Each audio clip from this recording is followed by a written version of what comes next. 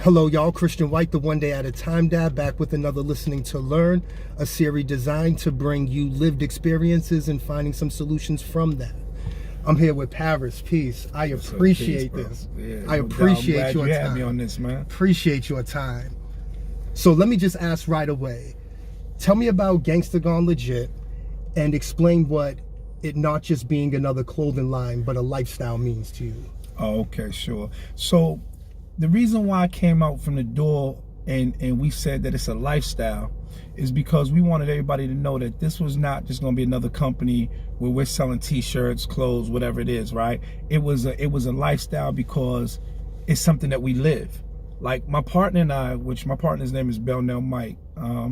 He represents Belnell Street. Mm-hmm. I'm originally from Castlegate and Academy Homes. So we're from the street era, you know. How old are you? I'm 49. I'll be 50. I'll be 50 in November. Okay. You know, so I'm from the 80s era. You know what I mean? Yep. And you know that era right there was what it was. It's what started everything where we are today. You know, so saying that brings me to the point with Gangsta Gone Legit being a lifestyle. When I realized I had a format, I wanted to make a difference, and I felt like, you know, you got some people that do it through music. You got some people who are doing it, you know, on TV, film, stuff like that. So I said, damn, lifestyle tees, I'm able to, through social media and in the streets, I'm able to touch people with the sayings, you know what I mean? So my favorite one is Forgive and Live, you know, and that kind of brings, I put it out, Forgive and Live first, but then I brought it back because I said it wasn't time. I want a Gangsta Gone Legit to come out first and then bring that in, right? But it coincides with each other. You know, you can't, in order to live, you have to learn how to forgive. Bro, that takes us to me sitting in this car with you right now. Yes. If I didn't learn how to forgive and live, how could we be doing this interview? Originally. Yes, what do you mean by that? All right, so I'm from Castlegate, you from Humble. We had smoke back in the days. You remember our crew, our gangs banged on a regular basis. Regular basis, right? Yes. And so today, when these young dudes say that, well, man, this is my murder smoke, man, you know, can't let that go, big homie. I tell them straight up, that's not true, dog. Because I've had murder smoke with people, and today we're like the best of friends. And this is no bullshit. You know what I mean? And so that's what it really comes down to meaning when we say it's a lifestyle, because it's real. You know, and I'm gonna tell you something, man. I've heard this many times, and now I can say I lived it. When they say sometimes, man, your enemies can become your best friends, that shit is real. And sometimes your friends can become strangers. I've lived both sides, brother. Absolutely, you know? Man. I know for certain that I got tighter bonds with some dudes on the inside that I've met from other neighborhoods that are way tighter than any dudes I grew up with. Facts. Except for maybe a few, but for the most, totally agree with that. So let me ask, you said you grew up around the Castlegate Academies area, 80s. What was the environment like? So, man, it was crazy, man. It was a lot of drug dealing, gang banging, and I'm guilty of doing them both, you know, every day. It was a lifestyle, it was what we did. And if you watch me now, that's why with the movement I'm doing now, you see me, I'm always in uniform. I'm always in that Gangsta Gone Legit or whatever brand that I'm promoting at the time. I have it on, right? Yes. Well, that's the same way it was in the streets, bro. That gun was on me every day. Those drugs, I had that pack every day. So I'm that type of person that if I'm into something, I'm all in. Absolutely. And you know what's interesting is I tell people all the time, because people always ask me, how did I change? That's like the first question. And I tell them I ain't changed at all. My energy just is expended differently now. That's it. I'm the exact same way, because the same way you just said that, I think about the same way I would do something to someone in the streets. It's the same energy of hanging up a poster, of doing these interviews. It's the exact same. I believe it's just who we are as people, and we got to find our niche. I agree with you, because for me, my change came about Well, first of all, people have to understand if you're gonna change, you have to change your thinking. That's where it starts, bro. Like, and I started changing my thinking, and that came after time. So if we fast forward and we take, you know, me from the street era to when I was in jail, in prison, that's when I started getting a lot of revelations. A lot of things started, you know, coming to me, and I'm like, wait a minute, I thought these are the homies. Like, I thought, you know, while I'm locked up, I'm gonna be living good, and you know, my boys got my back. They doing this and that, and then I seen that wasn't the cards that was dealt to me. You know what I'm saying? Now some people, they got their teams that's strong like that, and I applaud that. Yep. You know what I mean? But I guess mine wasn't. You know, so I say that to say, while I was sitting in there, man, in a cell one day, I was talking to a brother from DC, and so let me just back you up a little bit. How'd you come to be in prison? And when you say DC, my first thought isn't you're in upstate Massachusetts. Oh yeah, no, I'm out. Walk me, okay. Yeah, walk me through that. Okay, so I had got convicted on some gun charges, gun running charges, and I got federal time. At the same time, I was being investigated for some state charges, which they really railroaded me, brother. They did some things to me that they didn't do to people at the time. So they made an example out of me. Yes. So I had to do my state time first and then go over to the Fed time. And it was basically the same case. You know what I mean? So the feds, they can throw in that conspiracy charge, which changes it up a little bit, you know? So that's how that happened. So I got at that time I was doing about 8 years, but I had to go from the state to the feds. Okay. All right. And so when I talk about the dude from DC, this was a brother that I met in the federal system. And he basically, I'm gonna keep it real, it was because of him that I was able to change my life. Because how old was he and how old were you? I'm just curious. I wonder. He was a little older than me. So he's about I would say he was about 6 years older than I was. Okay. So at the time I was when I'm in the feds, I was 21. I believe I was 21 when I met him. And the conversations was just real, bro. It was like, yo, when we get out of here, man, we're gonna stay in touch, and I'm gonna show you a different way. I'm gonna show you a better way.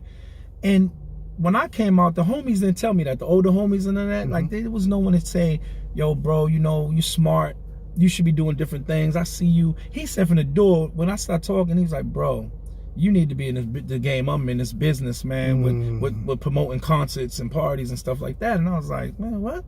Ain't no money in that. I'm over here. I'm making $10,000, $20,000 a day selling crack. Yes. What you talking about? You know what I mean? First, I wasn't even entertaining him until he showed me what being real really meant. He stayed in touch with me the entire time. Didn't need, you know, some people do it because they're needy. Yes. He wasn't needy. He had money. He had everything he needed. But it was that real friendship. You know what I mean? And we're still today like this. So, I took him up on it, man. He came out, we got up, bro. We did our first show in 1997. It was 702, sold out at the Strand Theater in Boston. And from there was no looking back, bro. I brought everyone to Boston, from 50 Cent, Ja Rule at their prime. I'm talking about when they were hot, you know what I mean? And I had a run with that for 8 years straight, you know? And then of course, like I told you, I've been back and forth in prison and jails for 16 years. Yeah. So if that was 8, then you know in between I was fucking up again in between. But each time I went in, I was never the dude to be in there and not read. I always read, bro, and I always tried to learn something new. And I just got tired of being tired. I was like, man, this is too much, man. I'm not gonna keep. And what were you tired of? Being treated. Well, first of all, I got tired of. And I felt like I was getting too old to keep going into the system, getting locked up for dumb shit, you know? Yeah. And then I couldn't even, like, at one point, man, the last time I was going to jail was for petty shit. It wasn't for the drugs. It wasn't for the gang banging. It started being for larcenies, bro, for robberies, like, and that's because I started gambling. You know, and that's something I'm gonna say right now. There's a what is it, PSA you said? Yeah. Listen, fuck that gambling shit. That will destroy your life. Y'all hear me? So I had got a habit for 8 years, man. I started gambling. And when I did that, bro, it took me to a whole nother level. You're the first person I ever met that told me they had a gambling problem. For real? Yeah. Because some people don't think it's a problem. No, that's and honestly, that's kind of the. What's interesting was I was talking to one woman and she was saying that she never experienced addiction in the street.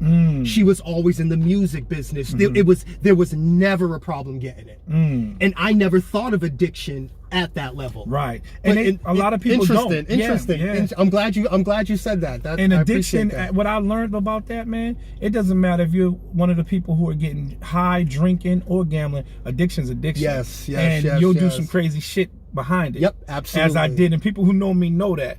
And they see that. They see the change now. They see how. So basically, they see where I'm at with this Gangsta Gone Legit. Like that means that's dear to my heart. That means everything to me. Absolutely. You know what I mean? Because it's like a badge of honor.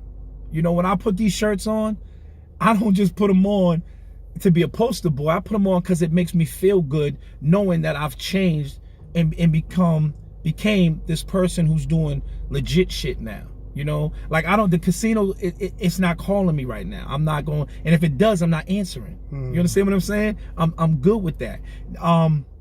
Taking this shirt off to go do a drive-by with the little homies. Because, yo, let's be real. Brothers our age are still doing that dumb shit. Yeah. And that's what got to stop. Yes. I'm not going to do that. When I wear this now, it's really means what it stands for. Gangsta Gone Legit. And you know, sometimes you get tried, and I tell a person, I don't forget where I come from or who I am. I'm trying to stay on this side right here. Yes. I don't want to be back on this side. You feel what I'm saying, yes. Chris? So, it's like I put out there that it's a lifestyle, so we can all gravitate towards that and start feeling like we're part of something. Because even though me and Bell Mike started this is man, Gangsta Gone Legit is for all the homies.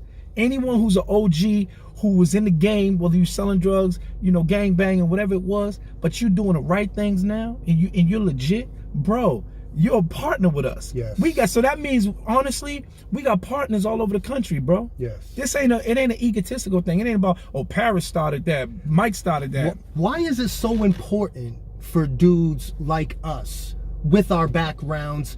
And obviously we're all different, but we share some very similar backgrounds. Why is it important for dudes like us to be reaching back out to the neighborhood? Oh, man, listen, man, real talk. When I was coming up, I was the little homie that was a knucklehead and wasn't listening to no one else. And how old are you at this time? When did you come off the porch? Oh, man, 13. Mm-hmm. 13, I got my first armed robbery.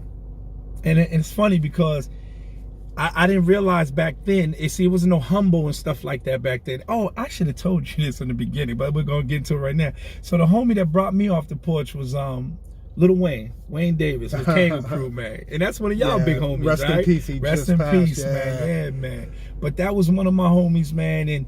And he had Kango Crew, and we was hundreds of us together, man. You know, just doing that dumb stuff, you know. But that's where it started for me, man. It started with that. And I forget about that. And I always say Castlegate, but it actually started with the Kango Crew first, and then it was Castlegate. But I'm here at 13, man. And why did you get involved with the streets? Now, see, here's the funny thing, man. Choices. Because it was definitely my own. It was a choice I made. I had a mother, man. I came up with my mother, single parent home, me and my brother. And she did her best, man. She worked 2 jobs. She made sure we were called poor rich kids, me and my brother. Like we had everything we wanted, you know, even though we lived in JP projects at the time. Yeah. You know what I mean?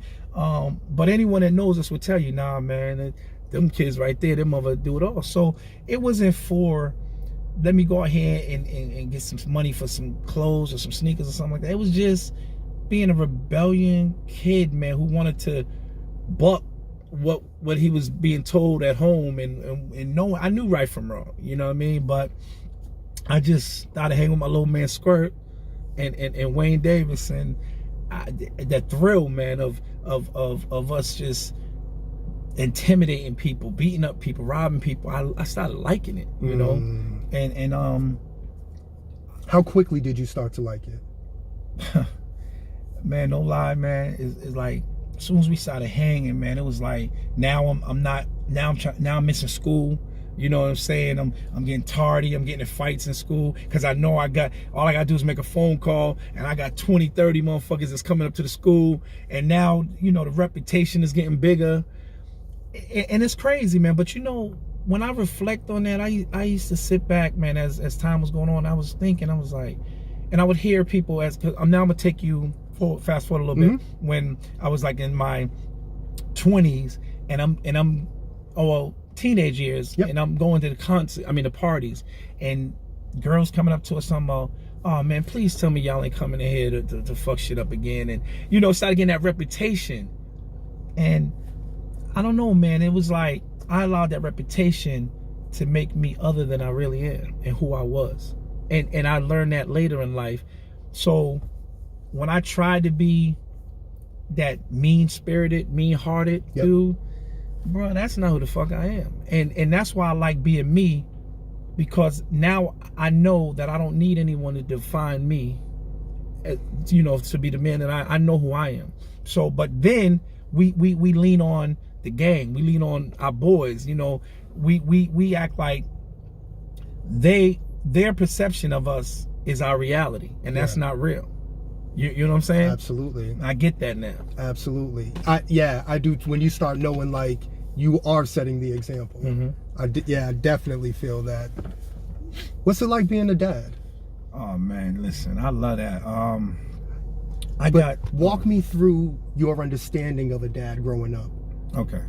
Well, first let me shoot that back at you. Please. Now I was walking through Boston. It was last winter, I believe, right? Everywhere I'm going, I'm seeing these posters, man, on poles and stores and all this stuff. And it's like, are they gonna take care of your kids if you go to jail? If you go to jail, will the gang raise your child? Yeah, will the gang raise your child? I'm like, who the hell's this? I said, yo, this dude is on. I said, who's this dude? When I finally met you, I was like, oh, this is... And so when I seen you and I seen your movement with the one day at a time, Dad, bro, yo, a lot of brothers don't say this to other brothers, but I was proud. I was like, you understand what I'm saying? I was proud. I was like, man, that's a gangster going legit. To me, like, lean up to that camera. Y'all see this right here? So when this man has this shirt on, that's an honor to me, because that's what we're doing this for. We're doing this for people who are real examples. And you being that single dad, bro, that movement is unbelievable. So to me, it gives me a opportunity to give my kids something that I didn't have. Yes. You know, now I do have a father. My father just passed, you know, may he rest in peace. And me and him was friends, you know what I mean? But there's some things that we could have done differently, you know what I mean, in growing up. And I want to do that for mine. Like, you know, my kids, I want them to be close to me. I want to be close to them. And just try to do all I can to constantly be in their lives. It's not about an age thing. Or some parents think when your kids are 18 and 21 that your job's done. Yeah. I don't believe that. Your job is never done. You know what I'm saying? Like, my son right now is 23 and I'm almost 50, like I said, and that's my man. Like, if he calls me dad, whatever, I'm there. You know what I mean? And that's how I feel it's supposed to be. So it's a great feeling, man. And I'm gonna tell you something. The love that you get from your children, it's none other. Yeah. You understand what I'm saying? Totally none agree, other. Man. So I really appreciate being a father, you know? Do you ever, and that's like, I look Christian's 13 and I look at Christian and I'm like, when I was 13, we are just polar opposites. Like, he can go to sleep at night comfortably. It took me a long time to understand just how important breaking those generational cycles were. Like, it was just so important. Like, our family pattern would have been the same forever until somebody was like, enough's enough of this. We got to do something different. Right. Do you tell your kids verbally you love them? Absolutely. You know, I remember my son said, Dad, what? He had said, I love you. No. Yeah, he said to me that he loves me, and I was like, thank you. He's like, what you say thank you for? And I had learned a long time ago that nothing you do, like, don't take it for granted. You know what I'm saying? Because there are parents that don't love their children. There are children that don't love their parents. Absolutely. So, and I'm glad and people think like people don't realize being a parent's a choice, like anything else. Right. I could easily be like, fuck that, Christian, stay down there in Georgia. That's right. I'm gonna, do my thing good. I mean, you could say morally I'm fucked up, but it's still a choice. Yeah, some people don't care about that. They'll accept that. It's still a choice. And yeah, man. So I said that, he was like, Dad, that's crazy, right? And but he gets it now. Yeah. And I still do it, and when I say to them, I love you, he had shot it back at me one day. He's like, thanks, Dad. And I laughed. And I said, oh, he got it now. You know what I mean? But yeah, I love, man, look, I love my kids to death. And what I'm trying to do right now and making some of my wrongs right, it's so that they can have a better future and a better life. You gotta remember, I got 2 little ones right now. Mm-hmm. I got a 1-year-old, bro, and a 3-year-old. So, I got a long road ahead of me with being a father right now. And what I look at that as, I have a chance to do better with them than I even did with my first kids. You know what I mean? Yes. It sucks though, because if your father or if you come from you don't come from that 2-parent home, you don't come from that, that structured life, it's harder, Absolutely. Sorry, Absolutely. Please, no worries. Absolutely. What was it like for you making that transition from sort of that gangster mindset to gangster gone legit mindset? Well, first let me ask, what is some of your perspective on mental health, and then tie it into your journey of how you went from being this and everybody knowing you as this to trying to, I guess, fight that part of you, right? Become a different version of yourself, and actually staying alive long enough in the process to get there and becoming better mentally. All right, so you said something about staying alive long enough. So first of all, let me touch on that.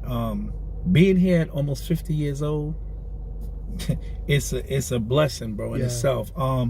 I always was told and always thought that I wasn't going to live longer than 18. And I accepted that. Yeah. Yes. It's crazy, right? Yes. So when you talk about mental health, I'm gonna show you right there how crazy that is, to think like that, accept that, and it be normal. Yes. It's so, brother, listen to this, man. I used to tell my mother when I go out in the street, if I die today, make sure you put this on me or put that on me. And I'm talking about my demise, bro. What parent wants to hear that? But because the gang culture was so real at the time, I had that mentality, bro, and it was what it was. Like, I may not be here today. I may not be here tomorrow. Yes. And I mean, I've got a couple of battle wounds, in that life. I got shot in the head, I got shot in the leg, and I could have been taken out, brother, almost. We used to bang like they do it now. It's crazy, but I think in the 80s it was a lot worse because it was every day. The statistics show that it was a lot. It was a lot worse. It's very safe. It's safer now. Yes, like we couldn't safer. We couldn't sit in the car right now like we're doing. I hate the fact that people get hurt. Period. Right, and I'm with you. Yes, and at the same time, it's like in terms of major cities, Boston's very safe, and I'm glad for that. Like, I'm glad it's not the 80s and 90s. Right, for real. It's different. Absolutely. But mental health, man, I'm starting to learn more about that and see that as Black people, man, we're not taking that as serious as we should. And I say that because, like myself, let's just use me right now. Yep. I feel like I have some issues being locked up as long as I did. I have a lot of anger issues, brother. I can go from 0 to 100 so quick.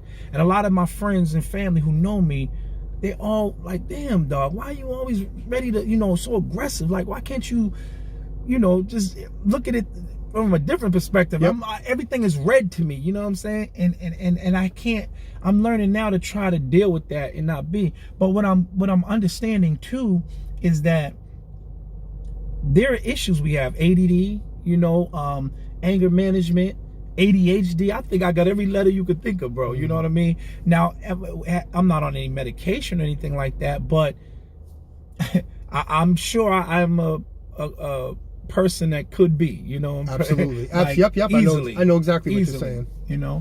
But it's something that I feel like we need to start taking more serious in our community, because mental health is serious, and it's real. You know, how do we begin to us break down that stigma? First, learn about it. Like, think about this. If we're locked up, right?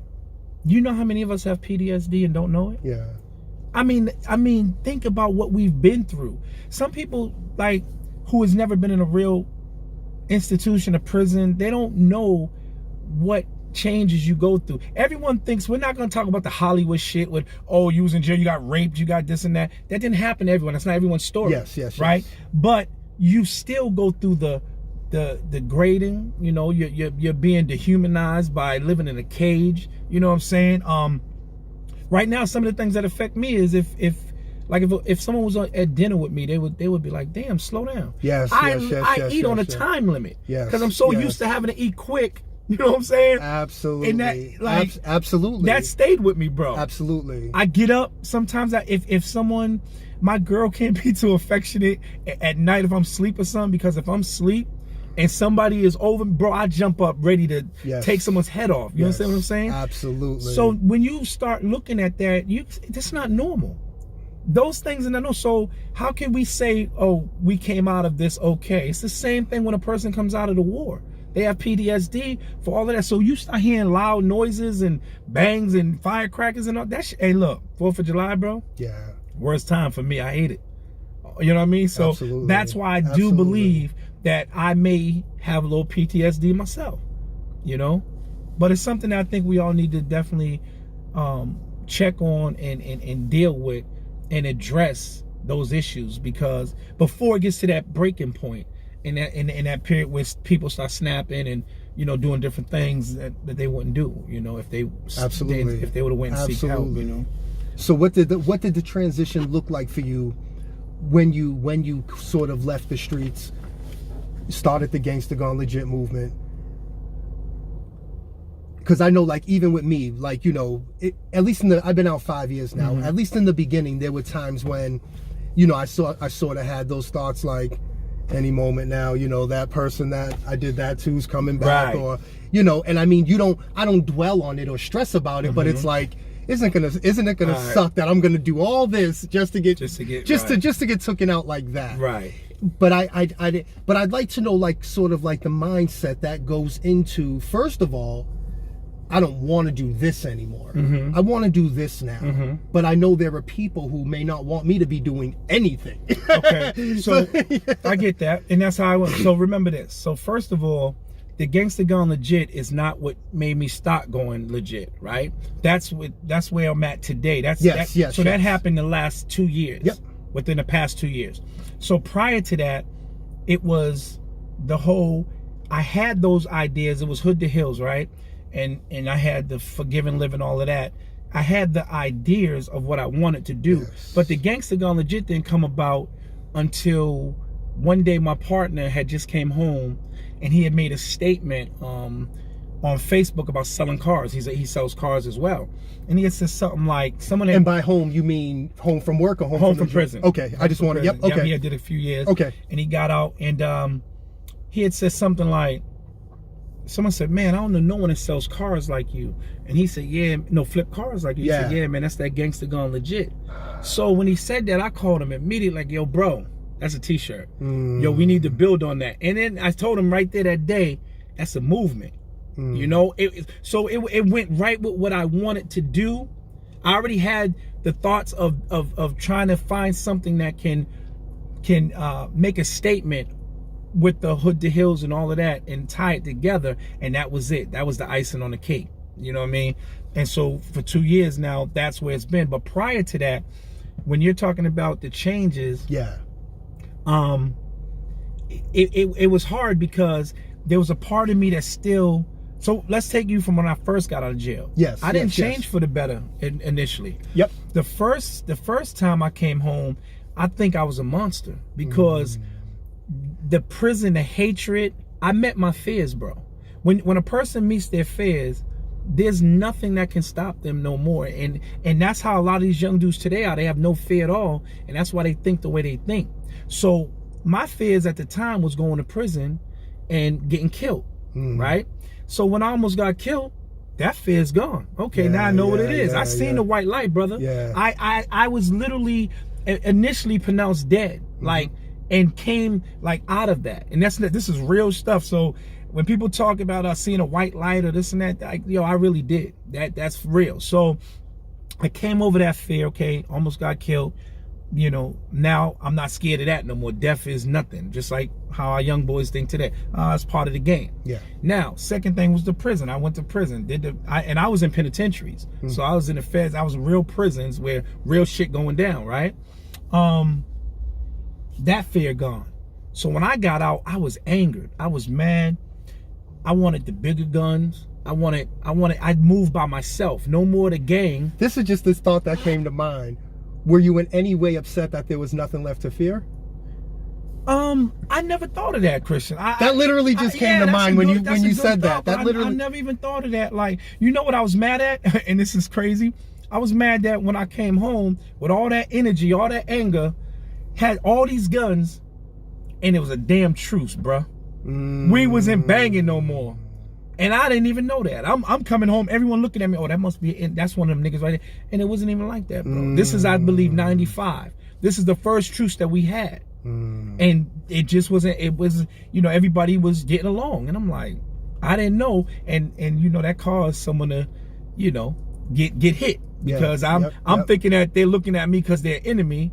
I squeeze, and that wasn't the case. So I'm happy that person made it, though. You know what I mean? Because that would have been ugly to have to live with something like that, and he wasn't even an enemy or nothing. You know what I mean? Absolutely. So I think it was that situation that made me say, man, I gotta leave this shit all the way alone. Like, not because I learned this saying is like, you can't change some things, you have to change all the things. You've heard that before, right? Absolutely. So some of us, we come out, we change a little bit about us. Absolutely. But we still got one foot in. I've had one foot in, bro. I'll be honest, I'll say I had one foot in the game at some point or another up until 4 years ago. As old as I am, I still was doing dumb shit up until about 4 years ago. And that's real. And that's why this Gangsta Gone Legit, I won't let nothing stop this movement, because now I'm where I want to be. And my goal, bro, is to save one brother's life. That is my goal. If I can just change one person's thinking and have him see why this gang banging and this selling drugs, all this bullshit ain't worth it, I did what I was supposed to be, what I'm here to do. So I bumped into you at several community meetings around violence prevention, being more proactive, trying to reach people. Some events with the 10,000 Fearless. Question: why is it important to you to not just do the t-shirts and the lifestyle, have the community events and stepping up and participating on those levels become part of that lifestyle? Well, it's important because I feel like if you address these young brothers, you can't come at them half-cocked. You gotta, because they're not listening to that, bro. They want to know that you're sincere with what you're doing, number one. Yes. And authentic. Absolutely. You know what I'm saying? And that you've really been there. Number one. Because I've talked to a few dudes right now. I don't have, listen, first of all, let's be clear.